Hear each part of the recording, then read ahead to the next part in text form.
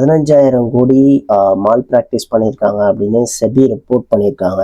யாருன்னா ராஜேஷ் எக்ஸ்போர்ட்ஸ். அவங்கள பற்றி இன்னைக்கு நம்ம பார்க்க போகிறோம். 15 லட்சம் கோடி இது இந்தியாவோட ஒரு தங்க நிறுவனத்தோட ரெவன்யூ. ஆனால் இந்த ரெவன்யூல 99.8% கட்டுக்கதைன்னு சொல்றாங்க. நண்பர்களே, நாம பேச போது ஒரு சிறிய நிறுவனத்தோட கதை அல்ல. நாம பேச போறது இந்தியாவோட மிகப்பெரிய அக்கௌண்டிங் ஃப்ராட் இன்வெஸ்டிகேஷன்ல ஒன்னான மாட்டிக்கொண்டு இருக்கும் ஒரு நிறுவனத்தின் கதை. என்ன நடந்தது? செபி என்ன கண்டுபிடித்தது? இந்த ஸ்கேம்ல ஒரு சாதாரண இன்வெஸ்டர் என்ன படித்திருக்க வேண்டும்? இந்த வீடியோல நாம விரிவா பார்க்க போறோம். நண்பர்களே, இந்த கதை தொடங்குறது பெங்களூர்ல 1984ல. ஒரு இளைஞன் ராஜேஷ் மெக்டா, அவரு கோல்ட் ட்ரேடிங்ல ஆர்வமா இருந்தாரு. ஒரு சின்ன நகை கடைய உற்பத்தி வியாபாரத்தை தொடங்கினாரு. அவரது விஷயம் இந்தியா மட்டும் இல்ல, உலகம் முழுக்க தங்க விற்பனை செய்யறது. 1995ல ராஜேஷ் எக்ஸ்போர்ட்ஸ் லிமிடெட்னு பிஎஸ்சில லிஸ்ட் ஆனது. இது ஒரு சாதாரண நிகழ்வு போல் தெரிந்தாலும் இதன் பின்னணி, இந்த ஆம்பிஷன் சாதாரணமானது. ராஜேஷ் மேத்தாவின் பிக்கஸ்ட் மூவ் என்னவென்றால் 2015 சுவிட்சர்லாந்துல உள்ள வால்காமி எஸ்ஏ என்ற உலக மிக பிரபலமான தங்க சுத்திகரிப்பு நிறுவனத்தை வாங்கியது. இந்த ஒரு அக்வைசேஷன் ரியலா உலக வரைபடத்துல வச்சது. வால்காம் சிஏ பற்றி தெரியும். இது சுவிட்சர்லாந்துல இருக்கு. உலகத்துல உற்பத்தி ஆகும் தங்கத்துல 35% சுத்திகரிக்கும் திறன் கொண்டது. London bullion market association gold delivery ரிஃபைனரின்னு சொல்லிட்டு சர்டிஃபிகேட் கொடுத்துருக்காங்க. லண்டன், சூரிச், துபாய், ஹாங்காங் எல்லா கோல்டு மார்க்கெட்லையும் வால்கமிக்கு நேமுக்கு ஒரு மரியாதை இருக்கு. இந்த அக்விசிஷனுக்கு பிறகு ராஜேஷ் எக்ஸ்போர்ட்ஸ் தன்னை சொல்லிக்கொள்ள தொடங்கியது. We are only company in the world with a presence across entire global value chain from mining to retailing.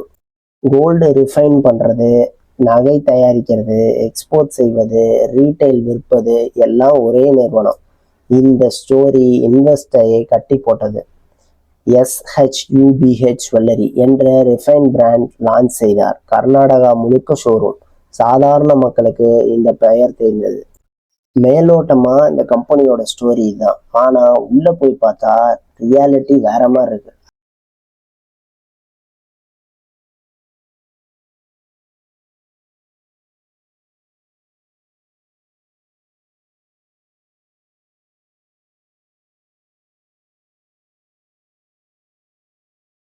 அதான் இப்ப பார்க்க போறோம். ராஜேஷ் எக்ஸ்போர்ட்ஸை பொறுத்தவரை இன்வெஸ்டருக்கு சொல்லப்பட்ட கதை மிகவும் சாதாரணமா இருந்துச்சு. வால்கமி எஸ்ஏ அப்படிங்கிற ஒரு சாதாரண ரெஃபைனரி மட்டும் அல்ல, இது சுவிட்சர்லாந்து கன்ஃபெடரேஷன் அதிகாரப்பூர்வமாக இணைந்த நிறுவனம். KPMG இதனை ஆடிட் செய்தது.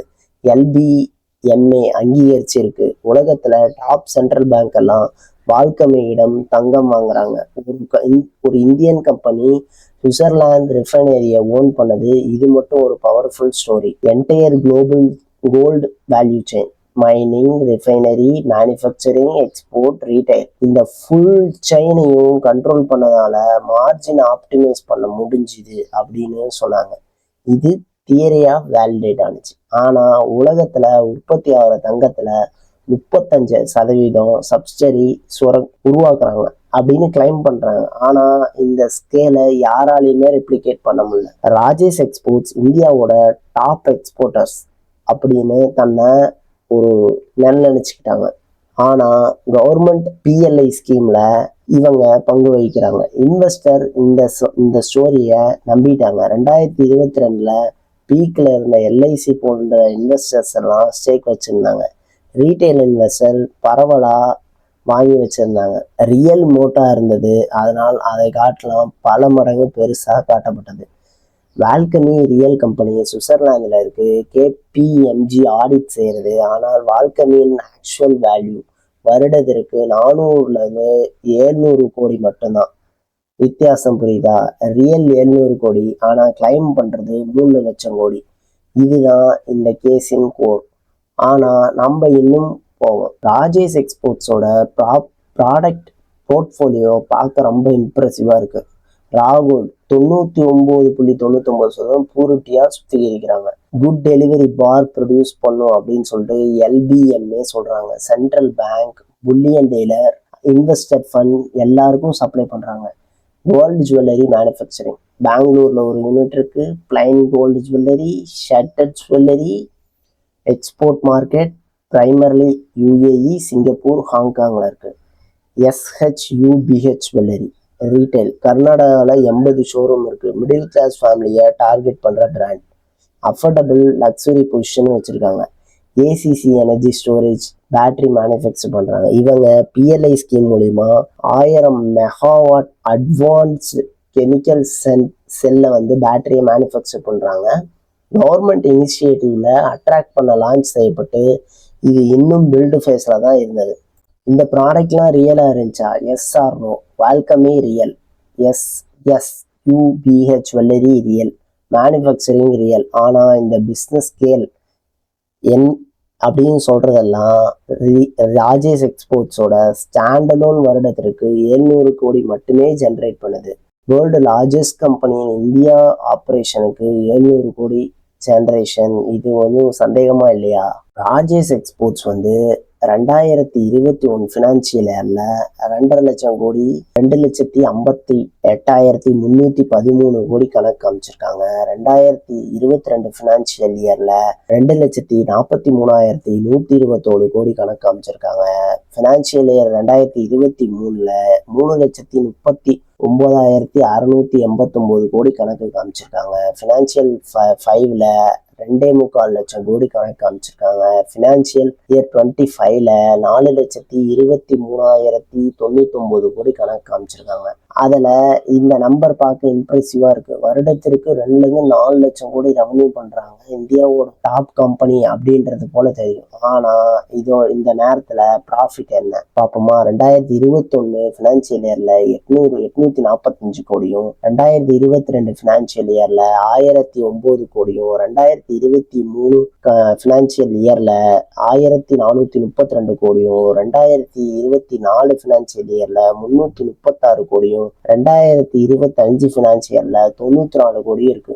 இங்க ஒரு அலாரம் பெல் அடிக்குது. 4 கோடி ரெவன்யூ உள்ள ஒரு கம்பெனி வெறும் 4,99,1,400 கோடி. இதுல 0.02 to 0.05 தான் நெட் மார்ஜினா இருக்கு. கோல்ட் ட்ரேட் பிசினஸ்ல தின் மார்ஜின் இயல்புதான் இது என்று ஆய்வு பண்ணுவாங்க. ஆனா வேர்ல்டு பிக்கஸ்ட் கோல்ட் செயின் இப்படி இந்த டின்னி ப்ராஃபிட் லாஜிக்கலா இருக்கா? என்ன சொல்ல வரேன்னா, பொதுவா இந்த கோல்டு ஜுவல்லரி பண்ற கம்பெனி எல்லாம் அவங்க வந்து ரெவன்யூ அதிகமா இருக்கும். ஆனா அவங்க மார்ஜின் வந்து அவங்க ப்ராஃபிட் வந்து ரொம்ப கம்மியா இருக்கும். அது என்னன்னா, அவங்க எடை கணக்குல கோல்டை வாங்கி அதை வந்து நமக்கு சவரன் கணக்குல விற்பாங்க. ஸோ அது வந்து அந்த எடை கணக்குல தான் அவங்க வந்து அந்த ஃபினான்சியல் இது போகும். அண்டர்ஸ்டாண்ட் பண்ணிக்க கொஞ்சம் கஷ்டமா இருக்கும். உங்களுக்கு வந்து நீங்க நிறைய கம்பெனி ஜுவல்லரி கம்பெனியோட பேலன்ஸ் ஷீட் பார்த்தீங்கன்னா உங்களுக்கு இது புரியும். இந்த கம்பெனியில ரெட் ஃபிளாக்ஸ் எங்க இருக்குன்னு போமா? ரிசீவபிள் பணம் வரவே இல்லை. 2024ல ஒரு ஷேர் செபிக்கு கம்ப்ளைண்ட் கொடுத்துருக்காரு. கஸ்டமர் பலாயிரம் கோடி ராஜேஷ் எக்ஸ்போர்ட்ஸ்க்கு டெப்ட் இருக்கு, 2 வருடங்கள் மேலாம பே பண்ணவில்லை அப்படின்னு சொன்னாரு. ரியல் பிஸ்னஸா கஸ்டமர் 2 வருஷம் பே பண்ணல அப்படின்னா நீங்க சூ பண்ணுவீங்க அல்லது ரைட் ஆஃப் பண்ணுவீங்க. ஏன் ராஜேஷ் எக்ஸ்போர்ட்ஸ் அவ்வாறு செய்யல? கேஷ் ஃப்ளோ பணம் எங்க? 2023ல ராஜேஷ் எக்ஸ்போர்ட்ஸோட ஆடிட் ரிப்போர்ட்ல மற்றும் கேஷ் ஃப்ளோ ஸ்டேட்மெண்ட் வந்து பப்ளிஷ் பண்ணல. செபி ரெகுலேஷன் படி இது மேண்டேட்டரி. இது ஒரு மேசிவ் ரெட் ஃபிளாக். அடுத்த ராஜேஷ் கேஷ் ஃப்ளோ ஸ்டேட்மெண்ட் அப்படிங்கிறது ஒரு கம்பெனியோட ஆக்சுவல் கேஷ் வருதா போதா அப்படிங்கிறத காட்டுற டாக்குமெண்ட். இது பண்ணது கம்பெனி ஏதோ ஒரு மறைக்கிறது அப்படிங்கிறது ஒரு அர்த்தம். ரிட்டர்ன் ஆன் ஈக்விட்டி ரொம்ப குறைவு. லாஸ்ட் 3 இயர் ஆவரேஜ் ROE வந்து 1 to 1.6% மட்டுமே. இது ஒரு ஃபிக்ஸட் டெபாசிட் ரிட்டர்னை விட குறைவு. No dividend. Repeated profit report பண்றாங்க, ஆனா ₹1 கூட டிவிடெண்ட் கொடுக்கறதில்ல. கேஷ் எங்க போகுது? GGR investment mismatch. Rajesh exports 2025 financial இயர்ல ஆனுவல் ரிப்போர்ட்ல குளோபல் கோல்டு ரிஃபைனரி 7,000 கோடி ஷோ பண்ணுது. ஆனா ஜிஜிஆர் ஆக்சுவல் அசெட் படி 10 லட்சம் கோடி மட்டுமே. அப்படின்னா 7,000 கோடியில 10 கோடி அசெட். இந்த கணக்கு பொருந்தவே இல்லை. இப்ப ஸ்கேமை பத்தி பார்ப்போம். இப்பதான் இந்த வீடியோட முக்கியமான ஒரு இதுக்கே வரும். செபியோட இன்ட்ரிம் ஆர்டர் ஜூன் 3 அன்னைக்கு வெளியானுச்சு. இந்த ஆர்டர் படி 200+ பேஜ் கொண்ட ஒரு டாக்குமெண்ட். நாங்க இத புரிஞ்சுக்கொள்ளும் வகையில ஒரு பகுதியா பிரேக் டவுன் பண்றோம். ட்ரிகர் யாரு கண்டுபிடிச்சாங்க? 2024 ஒரு ஷேர் ஹோல்டர் செபிக்கு ஒரு லெட்டர் எழுதினாரு. ராஜேஷ் எக்ஸ்போர்ட் புக்ல ஏதோ சரியில்லை, கஸ்டமர் பலாயிரம் கோடி டெப்ட் வச்சிருக்காங்க, 2 வருஷமா பே பண்ணல, இது நார்மலா இல்ல. இந்த ஒரு லெட்டர் இந்தியாவோட பிக்கஸ்ட் கார்பரேட் இன்வெஸ்டிகேஷனுக்கு ட்ரிகர் ஆனிச்சு. செபி இன்வெஸ்டிகேஷன் லான்ச் பண்ணுச்சு. ஃபினான்ஷியல் ரெக்கார்ட் கேட்டது. ராஜேஷ் எக்ஸ்போர்ட்ஸ் என்ன செஞ்சாங்க தெரியுமா? கோஆப்ரேட் பண்ணல. சில டாக்குமெண்ட்டுக்கு ஸ்விட்ச் privacy law prevent as from sharing அப்படின்னு சொன்னாங்க. செபி உடனே வெரிஃபை பண்ணிச்சு. ஸ்விஸ் பிரைவசி லா இண்டிவிஜுவலுக்கு மட்டுமே அப்ளை ஆகும், கார்பரேட்டுக்கு அல்ல. ரெகுலேட்டரி இன்வெஸ்டிகேஷன்ல எக்ஸப்ஷன் உண்டு. ராஜேஷ் எக்ஸ்போர்ட்ஸோட ஆர்குமெண்ட் இன்வாலிட் அப்படின்னு அனௌன்ஸ் பண்ணாங்க. Forensic auditors purchase transaction sample எடுத்தாங்க. ராஜேஷ் எக்ஸ்போர்ட்ஸ்ட டாக்குமெண்ட் கேட்டாங்க. ராஜேஷ் எக்ஸ்போர்ட்ஸ் டாக்குமெண்ட் அவங்களுக்கு தந்தது ஃபாரன்சிக் ஆடிட்டருக்கு 2% மட்டுமே. சேல்ஸ் டிரான்சாக்ஷனுக்கு 35% மட்டுமே டாக்குமெண்ட் இருந்தாங்க. இந்த லேக் ஆஃப் ஒர்த் ஆஃப் டிரான்சாக்ஷனுக்கு டாக்குமெண்ட் இல்லை. சாதாரண ஒரு பிஸ்னஸ் எவரி பர்ச்சேஸ் எவரி சேல்ஸ்க்கு இன்வாய்ஸ் இருக்கும், பேங்க் டிரான்ஸ்ஃபர் இருக்கும், குட் ரிசீவ் இருக்கும். 3 லட்சம் கோடி ரெவன்யூ பண்ணும் ஒரு நிறுவனத்தினரும் டாக்குமெண்ட் இல்லை அப்படிங்கிறதா இது ஒரு கிளியர் ரெட் ஃபிளாக். அடுத்த ராஜேஷ் எக்ஸ்போர்ட்ஸ் லிமிடெட் ஃபர்ஸ்ட் இருந்துச்சு. அடுத்த Rajesh export Singapore private limited, அது ஒரு 100%. அடுத்த குளோபல் கோல்டு ரிஃபைனரி ஏஜிஜிஆர் 95%. அடுத்த Valcambi SA actual operating company, Valcambi USA 100%, Valcambi SA இது ரியல் கம்பெனி. கேபிஎம்ஜி ஆடிட் செய்யறதுல கோல்டு ஆக்சுவல் ரிஃபைன் பண்றாங்க. ஜிஜிஆர் ஒரு ஹோல்டிங் கம்பெனி மட்டுமே, ஆப்ரேஷன் எதுவும் இல்லை. ஸ்விஸ்லால ஜிஜிஆருக்கு கன்சாலிடேட்டட் ஆடிட்டட் அக்கௌண்ட்ஸ் மேண்டேட்டரி இல்லை. செபி என்ன ராஜேஷ் எக்ஸ்போர்ட்ஸோட கன்சாலிடேட்டட் ஆனுவல் ரிப்போர்ட்ல GGR unaudited internally prepared number அப்படின்னு யூஸ் பண்ணியிருக்காங்க அப்படின்னு சொல்றாங்க. Actual property operating company Valcambi audited figures தான் இக்னோர் பண்ணியிருக்காங்க. கம்பெனியை கம்பேர் பண்ணுங்க. பால்கமி கேபிஎம்ஜி ஆடிட்டட் ரெவன்யூ ஆக்சுவல் வருடத்திற்கு 400-400 கோடி தான். ஜிஜிஆர் கிளைம்டு ரெவன்யூ அன்ஆடிட்டட் வருடத்திற்கு 2 லட்சத்துல 4 லட்சம் கோடி, வித்தியாசம் 500 மடங்கு. SEBI calculation financial year 2021-25 Rajesh export claim subsidiary revenue 15 லட்சம் கோடியை தாண்டுது. இந்த மிஸ்ரெப்ரசன்டேஷன் அமௌண்ட் 15 லட்சம் கோடி இருக்கு. இது 99.8% சப்சிடரி ரெவன்யூ கட்டுக்கதை அப்படின்னு செபி பிரைம் ஃபேஸ் வியூ வைக்கிறாங்க. இது இந்த 15 லட்சம் கோடிங்கிறது இந்திய ஜிடிபியில ஒரு பெரிய பகுதி. இந்த ஸ்கேல்ல ரெவன்யூ இன்பிளைட் பொய்யா காமிச்சிருக்கோம். இப்ப ஸ்டாண்டலோன் இந்தியா பிசினஸ்க்கு வரும். 2022-24 வரலும் ராஜேஷ் எக்ஸ்போர்ட்ஸ் இந்தியாவுக்கு ஒரு கம்பெனி மேசிவ் டிரான்சாக்ஷன். சேல்ஸ் 11,000 கோடி, பர்ச்சேஸ் 11,000, ரெவன்யூ 23,000 கோடி. இந்த கம்பெனி பெயர் affluence share and stocks private limited. இந்த ஒரு கம்பெனியுடன் டிரான்சாக்ஷன் ராஜேஷ் எக்ஸ்போர்ட்ஸ் இந்தியாவோட ஸ்டாண்டலோன் சேல்ஸ்ல 66%. செபி இன்வெஸ்டிகேட் பண்ணது, அஃப்ளன்ஸ் ஃபில் பண்ணி பார்த்தது.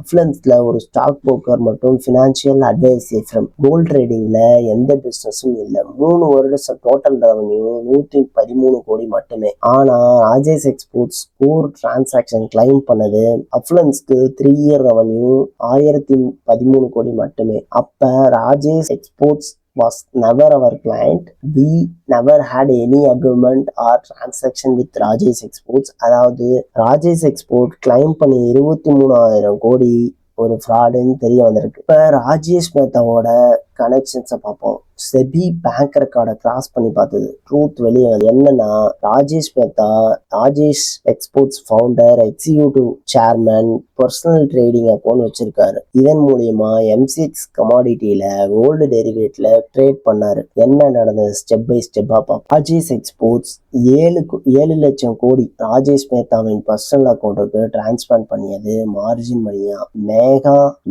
இந்த பணத்தை எம்சிஎக்ஸ் கோல்ட் டெரிவேட்ல ட்ரேட் பண்ணியிருந்தாரு. ட்ரேடிங்ல நியர்லி 3 கோடி லாஸ் ஆனது. மீதம் திரும்ப வந்தது. ஆனால் இந்த 7,45,000 கோடிங்கிறது மார்ஜின் 7.4.5 கோடிங்கிறது மார்ஜின் மட்டும்தான். டெரிவேட்டிவ் ட்ரேடிங்ல மார்ஜினை விட பல மடங்கு அதிக வேல்யூல எக்ஸிக்யூட் பண்ணியிருக்காரு. 16,000 கோடி டிரான்சாக்ஷன் காட்டலாம். Rajesh exports personal trading company புக்ல கோல்டு சேல்ஸ் பர்ச்சேஸ் ஆக ரெக்கார்ட் பண்ணியது.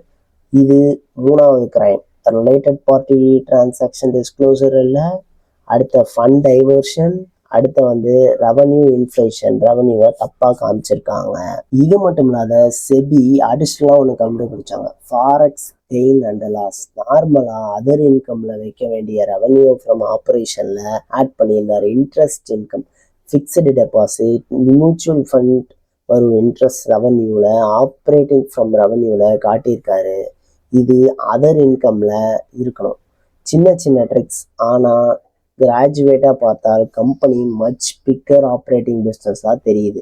ஒரு முக்கியமான கொஸ்டின், இவ்வளோ பெரிய நிறுவனம், இன்ஸ்டிடியூஷனல் இன்வெஸ்டர் இன்வெஸ்ட் பண்ணியிருக்காங்க, ஆடிட்டர் இருக்காங்க, யாரும் கண்டுபிடிக்கலையா? இந்தியாவோட biggest institutional investor LIC Rajesh எக்ஸ்போர்ட்ல சிக்னிஃபிகன்ட் ஸ்டாக் வச்சிருக்காங்க. ஆனா 2021 26 வரை எல்ஐசியில ராஜேஷ் எக்ஸ்போர்ட்ஸ் 23 ரெசல்யூஷன், 17 அப்போஸ் பண்ணியது. பொருட்படுத்தல. மேனேஜ்மெண்ட் எப்போது மெஜாரிட்டி ஓட் கொண்டு பாஸ் பண்ணியது. எல்ஐசி உடன் ஃபுல் எக்ஸிஸ்ட் பண்ணவில்லை, ஆனா கன்சர்ன் மார்க் பண்ணியது என்ன என்பது கிளியரா இருக்கு. 2023 Rajesh exports audit report publish பண்ணல, கேஷ் ஃப்ளோ பப்ளிஷ் பண்ணல. ஸ்டாக் மார்க்கெட் ரியாக்ட் பண்ணிச்சு. ஸ்டாக் ஸ்லோவா ஃபால் ஆக ஆரம்பிச்சிச்சு. அனலிஸ்ட் கவலைப்பட தோணுனாங்க.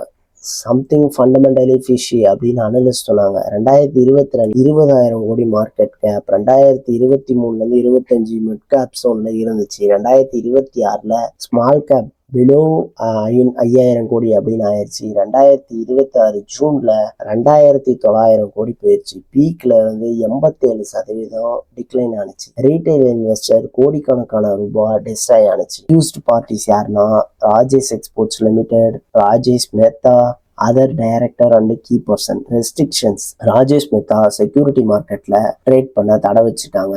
Rajesh exports certain actions restrict பண்ணியிருக்காங்க. இமிடியட் இன்வெஸ்டிகேஷன் கண்டினியூ ஆகுன்றாங்க. கம்பெனி ரெஸ்பான்ஸ் என்னன்னா, ராஜேஷ் எக்ஸ்போர்ட்ஸ் ப்ரெஸ் ரிலீஸ் கொடுத்துருக்காங்க. There has been no revenue inflation, SEBI stem from misunderstanding, incorrect assumptions, Valkyrie drive consolidated revenue.